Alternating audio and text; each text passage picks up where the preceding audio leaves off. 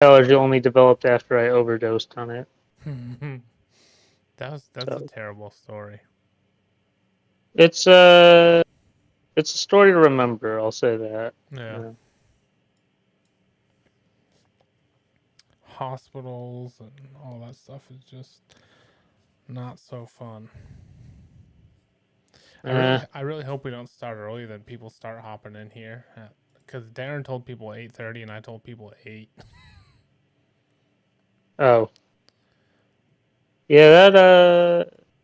How long does it take to make a cup of coffee? 5 minutes. Is it now? 8:15. Okay, so we'll be back. I don't know. Maybe they'll be here. Maybe they won't. He's How already many did here. you? How many did you invite? 8 people in our Snapchat group, and 17 people in our text group. Nice. Okay. Wow. In the text group. Yeah, you put it in the text group. Put, I put you're talking about the video? I just came into No, we're back into that talking about the people that conversation. we invited. Okay.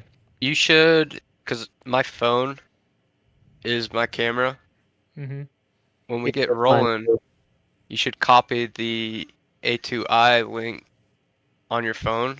That way you can text it to that I uh already did. screen.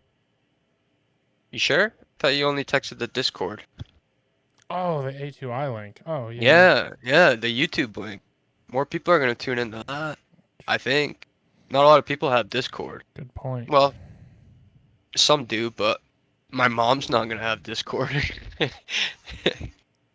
You If invited she, your mom to this? nope, I didn't. She's not in that text group. I text my Oh, mom separately. that. No, that's what I asked. You invited your mom to this. That's what I was asking. I might. For whatever Oh, reason, okay. the logo that is going with this is a Bitcoin logo. I gotta change that. I don't think I can edit that live, but whatever. I don't know. That's okay. Oh yeah, I'm that's gonna have to put a definitely hat on. Balding. you and me both, brother. Nope, I don't got that problem. Yeah, I know, you lucky dog. He's got a flow. Look at him. What Yeah. team you playing for? The Dallas Stars. Oh, that's funny. No, I'm too skinny to play anything. Too Darren, skinny. so do you want me to start it off or do you want to start it off? Um, Start it off. What do you mean? Like once we go live? I'm already live. I've been live. We're live on what? Everything? YouTube and Discord. Oh. Oh, I didn't know. No, it's fine. I was just You gotta Oh, warn it, we're brother. streaming this. Oh, we're just hanging out. I Just got hanging you. out. Yeah. Um, so So, anyways, yeah, you go ahead, Dallas. I'll go Start ahead. it I'll up. start it off. So, pretty Mm-hmm. much tonight, pretty much I'll just give you the quick backstory, the short and dirty.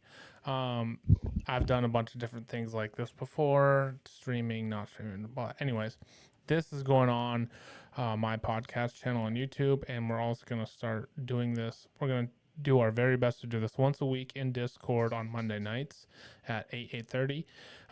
Pretty much, Darren came to me. He's like, "Hey, because we've been talking about doing Discord stuff for a while. It's just a tool that helps make everything easier for everybody, so we don't have to drive and meet with each other. So Darren's like, I want to do a Bible study, and I was like, oh yeah, it's kind of hard, getting people to show up, yada yada yada. Nobody has time. Um, and then a couple weeks ago, I was actually on the floor in my daughter's bedroom, and I was just doing like praying over her while she was sleeping. And God was like, "Hey, I want you to help Darren." I was like, "You got it, dude." So called Darren the next day and I was like, "Hey, God told me I needed to help you get this thing started." And so pretty much we just want to. My main focus with this has always been just to focus on men. That's my big push. That's what I feel led to do, and I don't want to speak for Darren, but I think Darren is very led to just preach the word and give it to people and tell his story. And my story, I don't have a fantastic story, but sometime Darren, you gotta hear Darren's story because it'll blow your mind. Darren is one of the best people that I know. He's in the Word every day. Life has thrown him many curveballs, and he has always been up to the task. And the times that he's hadn't been up to the task, he's came back for them. He's just a fantastic dude. I love Darren to death. He's one of my best friends. So anyways, we want to get together to do this, just to get groups of men together face to face to share the word of God and talk what we're passionate about. So anyways, Darren, I'll let you kind of get started on the topic of tonight and why we think it's important. I guess you could start with. Why I think it's important in the topic tonight, I don't think I can proceed any further without first acknowledging your praise and for being, motivated to do all this. I appreciate it, but I would say the same. I've had my ups and downs, and I haven't always been up to the task. I've had to fall very hard, flat on my face, and cry out for God to drag me out of some of the most bottomless pits that that I've ever been in, and He's always been there when I've called out, and I think that's a testimony that a lot of people could agree with and could say that they've experienced something close to that. But anyway, yeah, the topic for tonight is marriage. The sermon that we're going to be pulling a lot of our notes from tonight is a sermon that Mark Driscoll did, and it's from one of his big series. It's called Act Like a Man, and the message is, what was the name of the message again, Dallas? Do you remember what it was? The title of the message? Yeah, the title of the message. I don't remember the title, but I'll make sure I have that right here. If you give me 2 seconds. We tagged a link to it in. I'll put a link in the inside the chat on YouTube. It's how a real man gets a girl. There you go. And Mark Driscoll is a character to say the least. But he's a minister, a pastor, a man of God out of Arizona that I've recently discovered, and he calls himself controversial, and he's unapologetic. He says all this stuff. He's very proud about it. You don't have to like him, but he has a lot of good points in this message, and I guess as we get started into it, we're gonna pull some of the scriptures that he goes over and pull off of some of the points that he made during this message.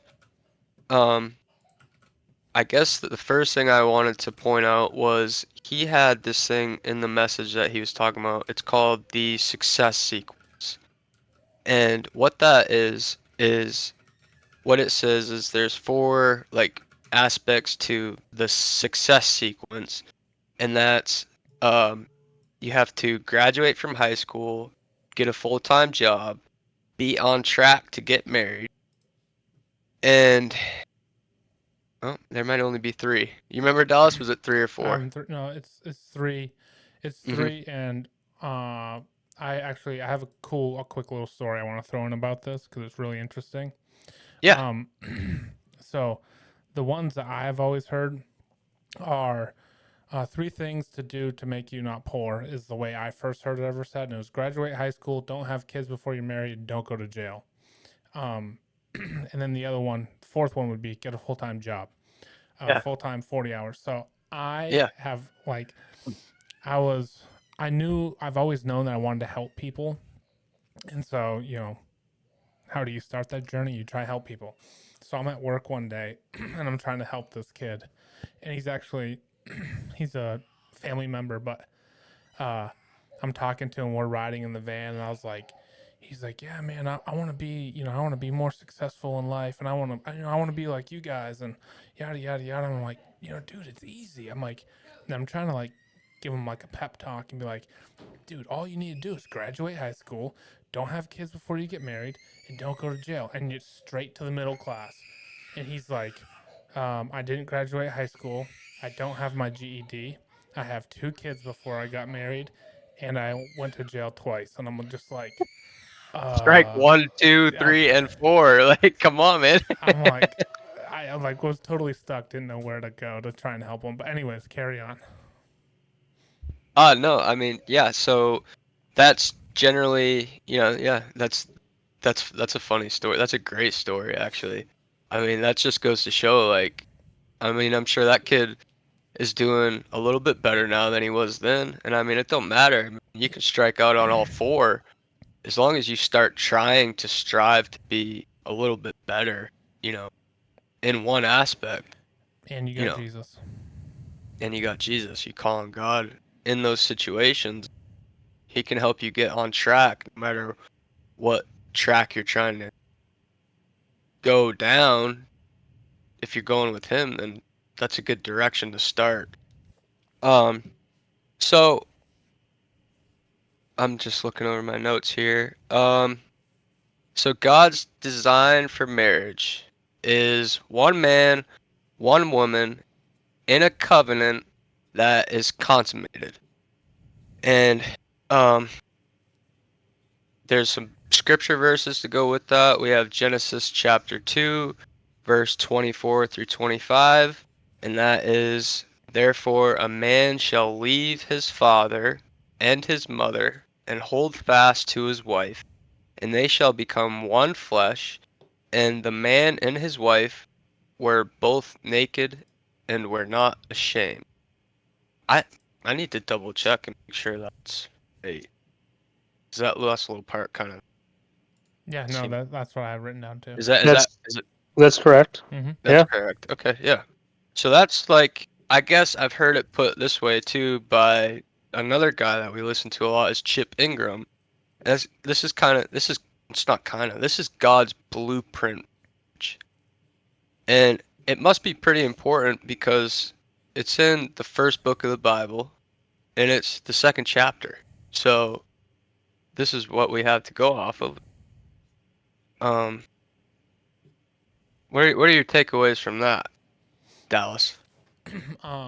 Well, for one, the one thing that I know you're gonna mention, but both Jesus and Paul both quoted that verse, which I think is massive too. And I think there's a big thing for leaving your father and mother. I think that's a huge point that any person who's young and wants to get married, because we're looking to try to touch all groups of men, young men, middle-aged men seeking to be married and who are married, older men who are married, older men who aren't married. So it's go ahead.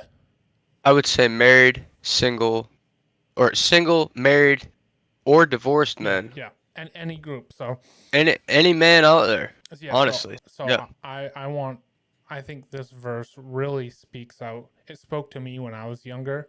I grew up in a fantastic family. I love my parents. They're great. They're wise. But when I'm reading that, you can't deny it. You leave your father and mother and you become one. So that is huge. And then there's cleave to your wife. And that's such a weird phrase to write, and it's not very, manly in quotations, but it gives me the sense of you and your wife are secure in each other.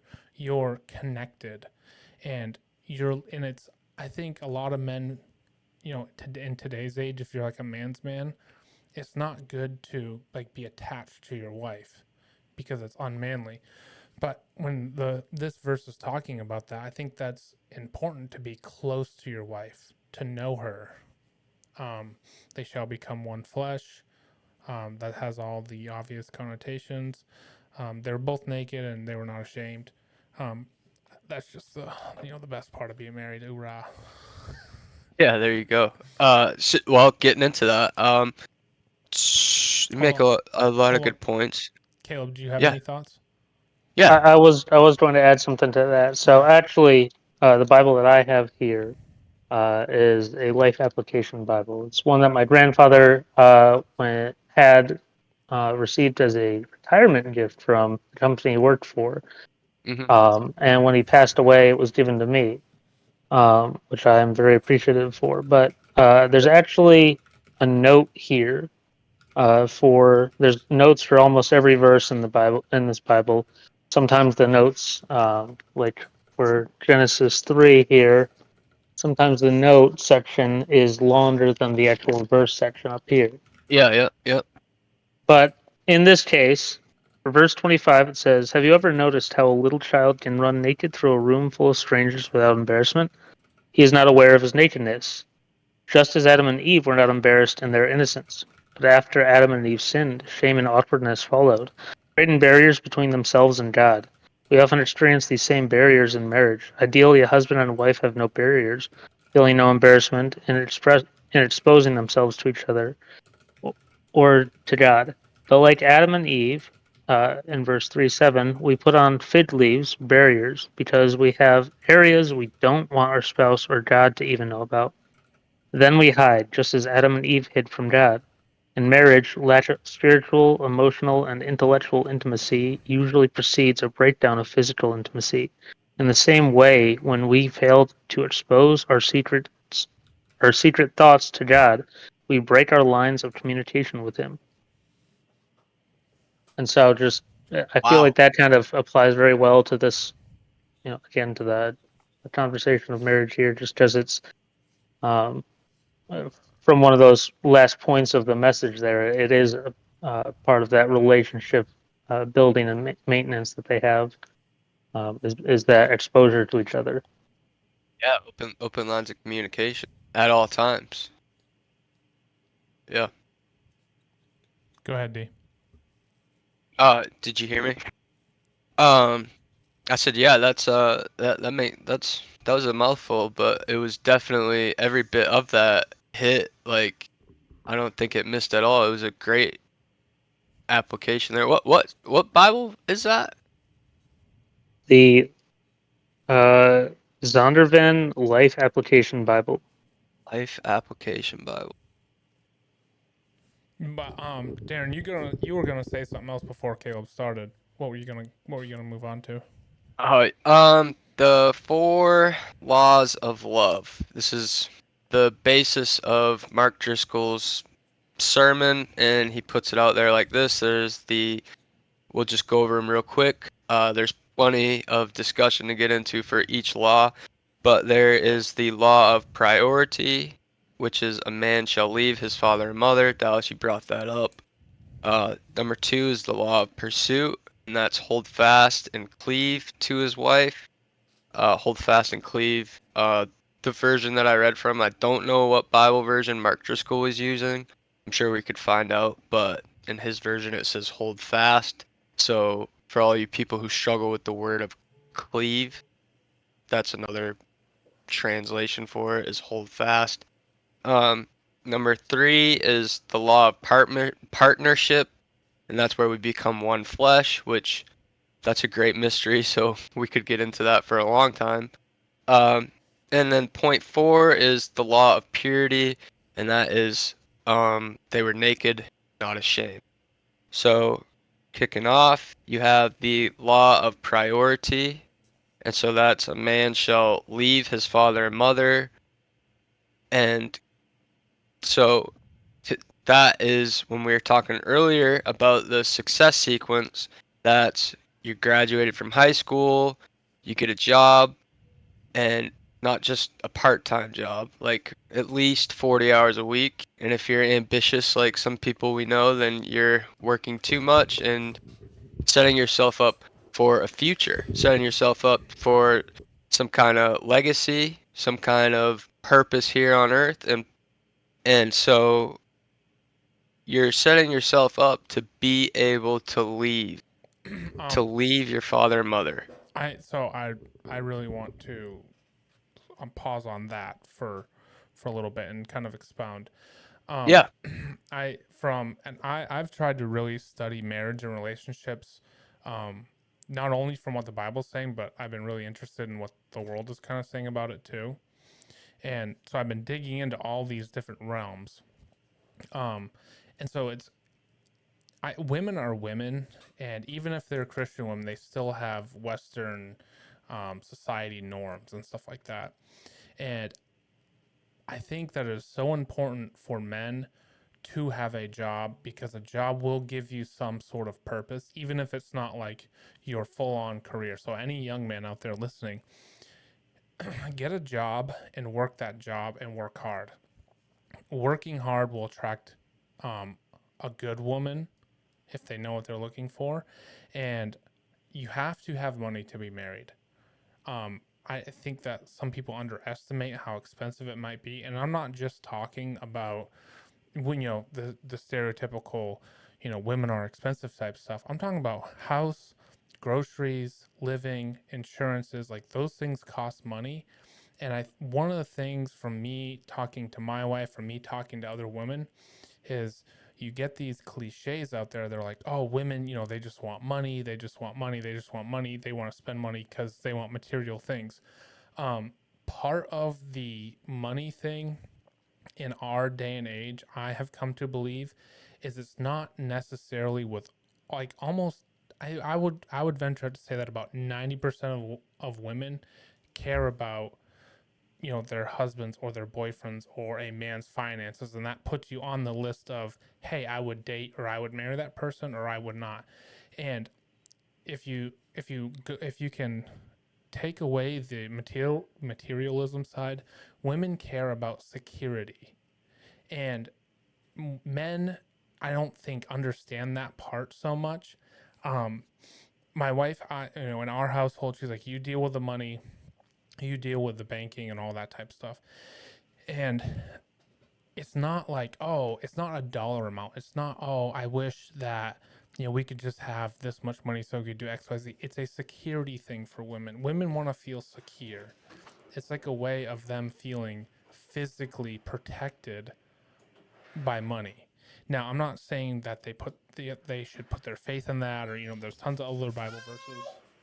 Hey, Pipey, about money and stuff like that, but it is a security thing. So having a job, that's part of the reason why having a good job attracts a woman, and it's necessary for a good relationship, a good marriage, stuff like that. I wanted to put that in because I think that's a huge point that a lot of men kind of look past and don't understand. Now, I think women should be humble and men should be humble, as far as like, oh, I want my husband to be a millionaire. It's like, well, okay, that's unattainable for some. But I think it's very important that men understand that a lot of the times the financial side of things for what women are looking for it's a security thing.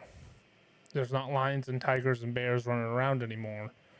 There's bills and debts and insurance bills and tax bills that come in and hit you with a blind side. Women want to know that their home is secure, that the home's not going to get taken away, or their car's not going to get taken away, or their child's going to be able to eat, stuff like that. So men, just understand that that's part of the reason why, finances are important for attracting a spouse too. And it's not always, this women are just materialistic type stuff. It's a security thing. Yeah, no, that's a very good point you bring up. Security, overlooked. It's not, yeah, like you said, it's not just for money. It's not just for selfish ambition. It's part of the design. It's how it was designed to be, and it's not like that a woman's less than or anything like that by any means.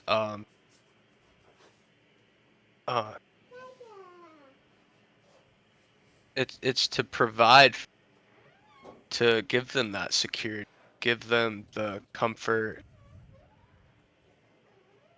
a better life or a good life, to love someone so much that you can, offer them that and be there.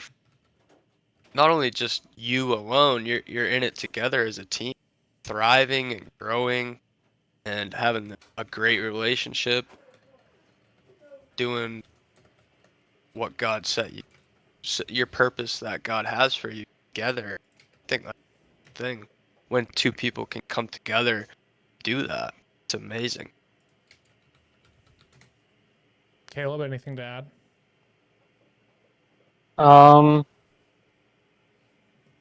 Well, I mean, you already covered the aspect of it that really sticks out to me is that a lot of times I see guys my age, friends that I have around, saying that that they don't find any good girls around, and most of the time it's because when they're working when they're working, they're doing lower end jobs that are, it's a good starter job, it's a good, initial point to be at, but they're not pursuing something greater in what they're working in. They're not pursuing where they feel God is calling them. Sometimes, you find people that, they just really love working at like Wegmans or Walmart or something like that. That's needed. Those kinds of jobs are needed. And when you feel like God has pulled you into that kind of thing, He will provide. But if He's not providing, then it might, and you're still asking for it, still asking for it, still asking for it. It might be time to then pursue something greater, move into that next step of life, move into that next position there. If you don't feel that pull or whatever, but you don't see that, you know, growth or development of finding a relationship, then it might be a time then to deepen and pursue a relationship with God, to open that gateway up to better navigate how to find that. But at least when I see it for my friends, um, even if they aren't saved, usually when they do start to advance in their career, pursue greater means of being able to provide not only for themselves but for a future family, being able to afford a house, being able to even an apartment, being able to afford an apartment. I recommend a house, but being able to afford a decent car that gets them point A to point B, being able to, pay standard bills, afford their own insurances, and Being able to take care of whatever, themselves, yeah. being Yeah. able to take care of themselves. Hmm.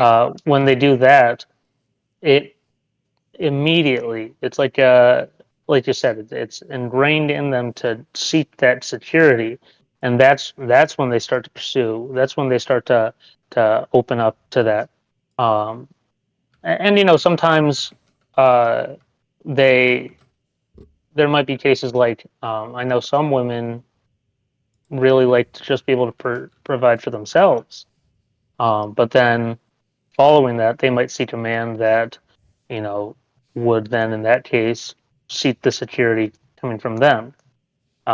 It's not a commonplace thing, but it is something that I've seen, um, from time to time.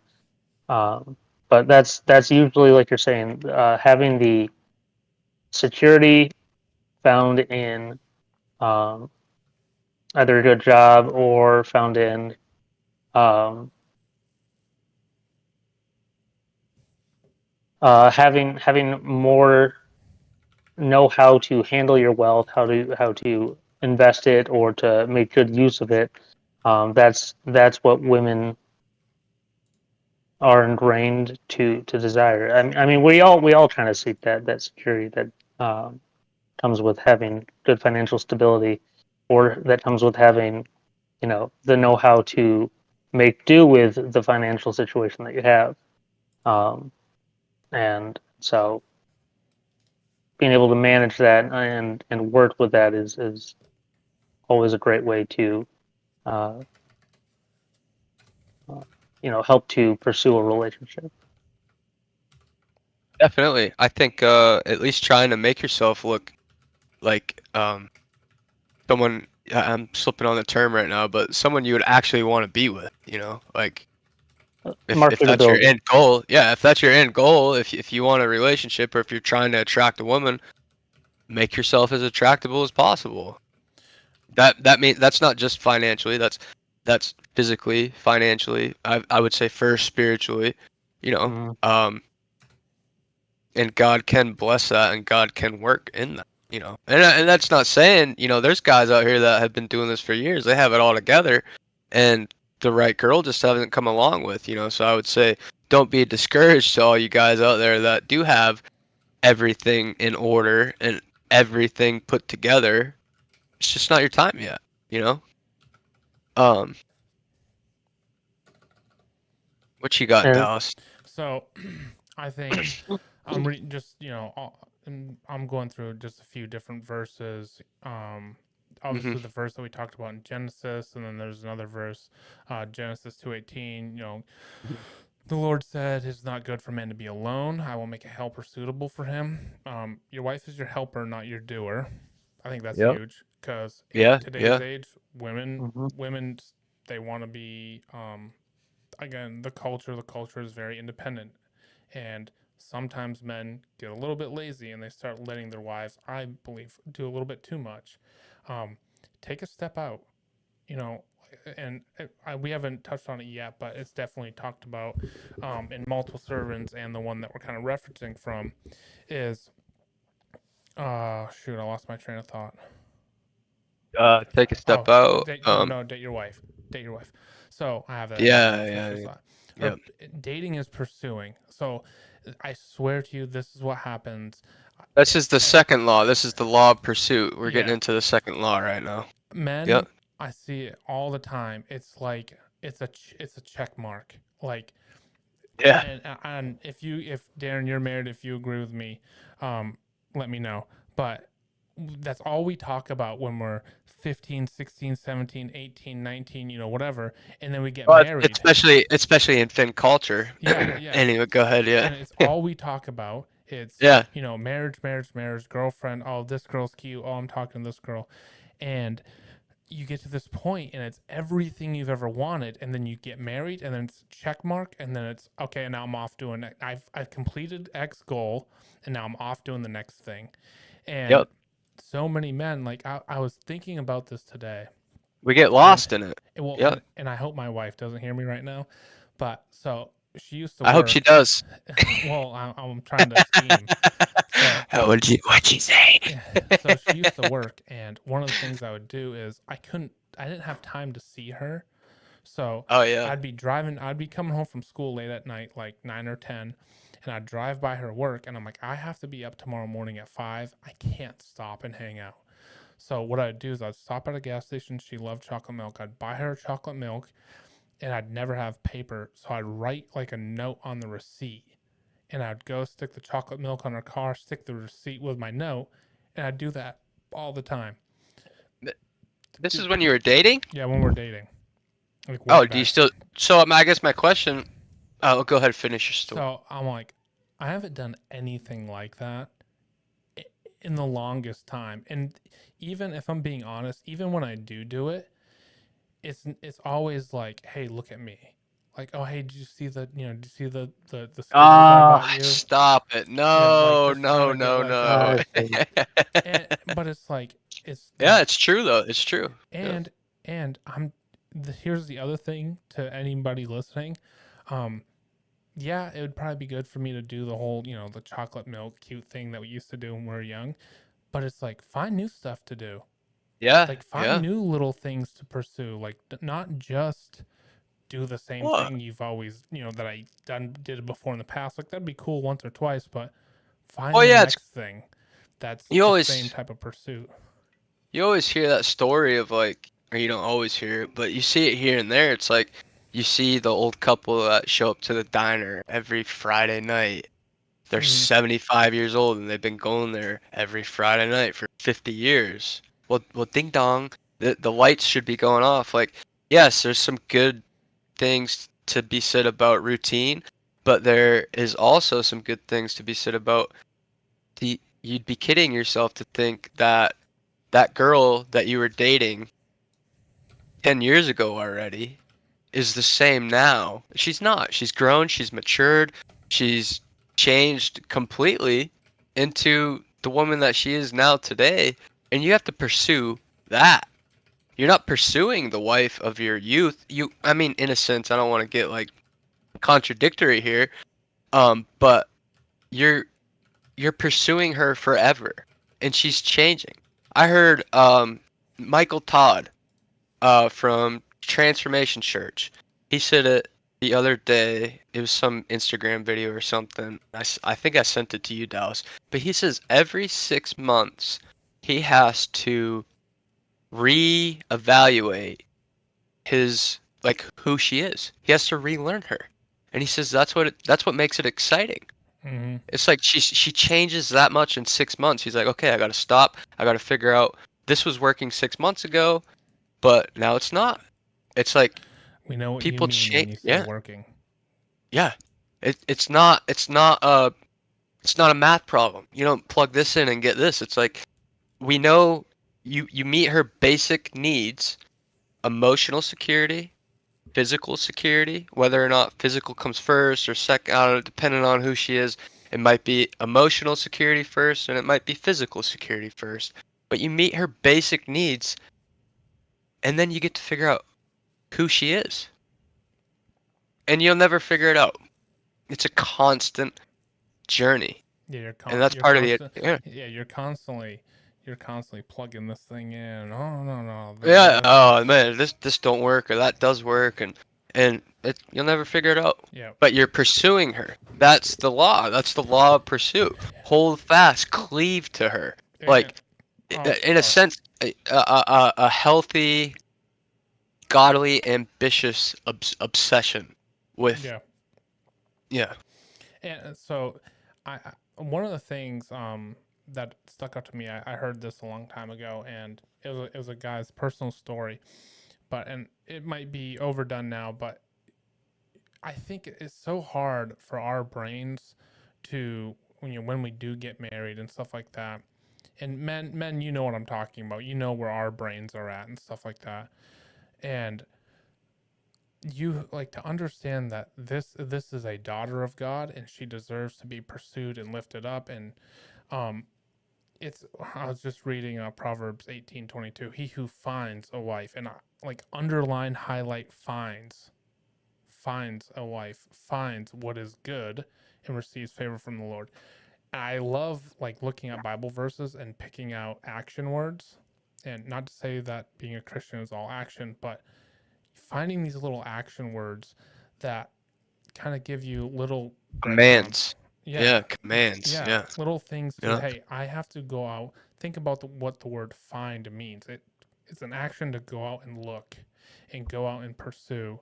And I had this issue, and I think a lot of men might also deal with this too, is, Darren, I swear, you have to remember hearing me say this at one point in time, like, man, I wish this girl would just text me, I wish some girl would just fall out of the sky and, appear and just be like, hey, what's up? Like, I'm so into you, blah, blah, blah, blah, blah.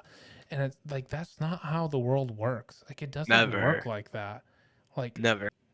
And if you found that, run. That's dangerous. That's dangerous. Get out of there. Get out of there, please. Good point.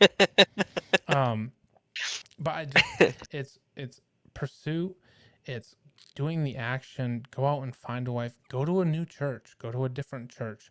Go to a different Bible study. Here's another tidbit too.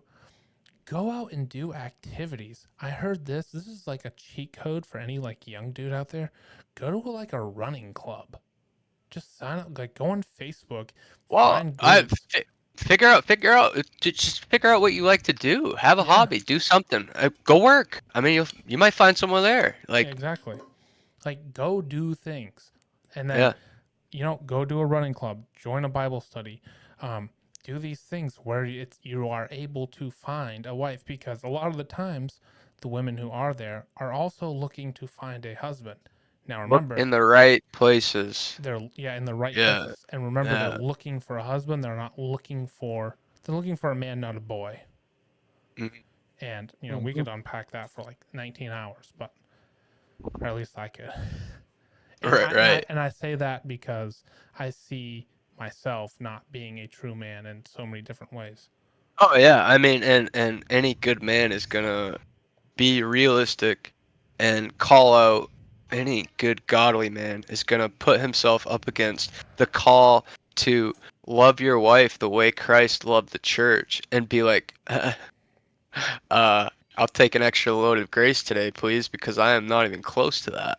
And that's, I think, we listened to Driscoll's sermon tonight, and at the end he has a prayer, and he asks God to, to bless us with, to give us grace, to lead, to love his daughters the way he intended for us to, and give us all the grace we can get so that we can bestow it upon our wives, children, and our families. That way we can bless us to be a blessing. I think that gets so lost in many messages, is this self-help message and a prosperity message, and it's not.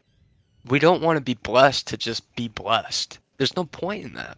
We want to be blessed so we can give that back to the people around us, the people that matter, to leave a legacy of Christ's love that other people can look to and be like, this family had 13 kids and they lived on the bare minimum and they all love each other. What's going on over here? Something ain't adding up. What is it? What do they have? How did they make that work? God's grace. I have a couple of things to add too.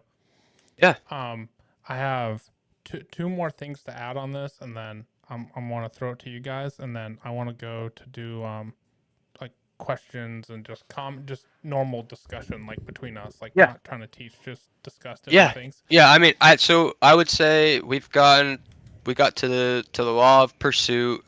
And go ahead with your two things. I don't know if you're going to tie up on the 4 points. But I mean, if we only get halfway through tonight, that's fine. It's already I'm gonna almost add, 9 o'clock. Yeah.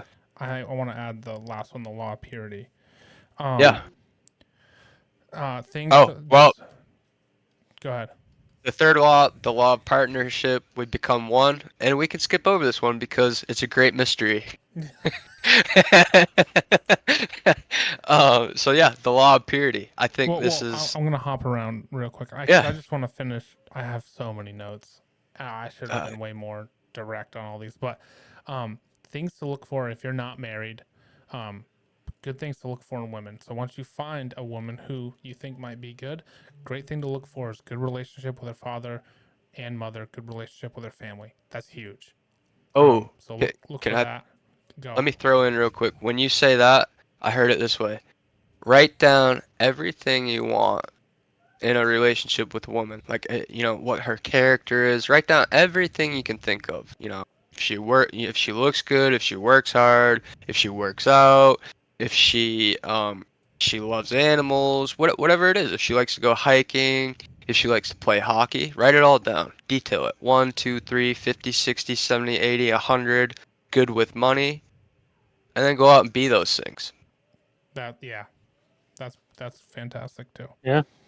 I mean, that's the law of attraction. Mm-hmm. And so what you become, you attract. I don't know if it's biblical, but that's good luck. I mean, if you're gonna hold someone else to these standards and you're looking for this person, then what gives you the right to think you're not even close to half of those things? Mm-hmm. It's not gonna happen. Never gonna happen. That's a good one.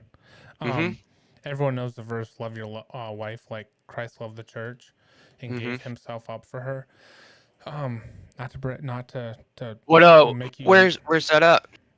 I don't know. I just say everyone knows, off but the top of my head, I can have it for you, or you look it up because I'll finish. Yeah, go ahead. I like to get down into like the nitty gritty, and I think people sometimes read these verses and that they read them and they think about them and it sounds so pretty and beautiful, which it does.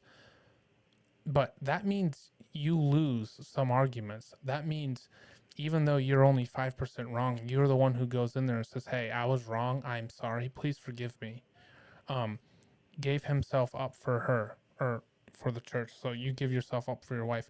That means you're coming in last. That means it's not a competition between you and your wife and you always getting your way. That's you giving yourself up. that means, hey, honey, what would you want to do tonight? Would you want me to sit down with you and spend some time with you? You know, I'm gonna forego, hanging out with my friends or going to a hobby or an activity to make sure your wife is good first. Um, I don't like. I did not know how hard it was gonna be to stand in front of your wife and go, "Hey, I was wrong. Can you forgive me?" Like that is so much harder than people make it out to be. And Absolutely. and I think that's a huge part. I think I took this from my parents. I saw my parents do it. Hey, Pipey. I saw my parents do it. They forgave each other, and they also asked for forgiveness from us when they felt like they wronged us, and that Hmm. has made a massive Massive impact. impact on me in my life. What a Um, powerful testimony. Yeah. and then the last, you guys go ahead. You guys can talk about that. Um. Yeah. You bring up a lot of good stuff. I actually wanted to real quick. I'll run it over, or not run it over. We'll go over it real quick. It's Ephesians 5:25, and it's husbands. And I'm gonna go through a little bit down to 27 because I think there's a big calling in this that a lot of people miss, and a lot of men who are already married. This is kind of the action. Dallas talked about it earlier. He likes to find, you know, spots in the scripture where it tells you to, what's the action move here? What can we focus on the next week that we can actually improve to be a little bit better than we were last week? This is Ephesians 5, chapter 5, verse 25 through 27. Husbands should, it says husband, this is the English Standard Version. Husbands, love your wives as Christ loved the church and gave himself up for her, that he might sanctify her, having cleansed her by the washing of water with the word, so that he might present the church to himself in splendor, without spot or wrinkle or any such thing, that she might be holy and without blemish. In the same way, husbands should love their wives as their own bodies. He who loves his wife loves himself. Um, Gave himself up for her, that he might sanctify her, having cleansed her by the washing of water with the word. With the word. If you're gonna cleanse someone with the word, then we need to be praying, reading, and speaking God's word into and over our spouse's life, and inviting God into that relationship, into that intimate relationship. I don't know of too many, if any, that relationships that haven't gotten to the finish line without inviting God and asking God, can you help us? Can you help us in this relationship? Because at some point you're gonna hit either a breaking point or something, some kind of struggle, something you can't figure out on your own. And the only grace there comes from God. And hopefully you've already invited him into your relationship. Um, I gotta go help my wife, but you guys just keep going. what's that? I gotta go help my wife, so you guys just keep going. Yeah, That was kind of all I had to say. yeah. But I sent you a text message, but you guys can finish the discussion. I know Caleb has. Is this microphone messed up for you? Yeah, it is. I can barely hear. Oh, it's on super quiet. My bad. Yeah. I have to go help my wife. So you guys just We finish can- the conversation. Yeah, we'll close it down right now. Let's say prayer real Yeah. quick. All right, go. All right, Holy Father, we just want to thank you for this time that we got to spend together tonight, and we just want to pray that you can help all of the men that listen to this tonight. Pray with their wives, lead their wives, be the men that God designed them. In Jesus' name, pray.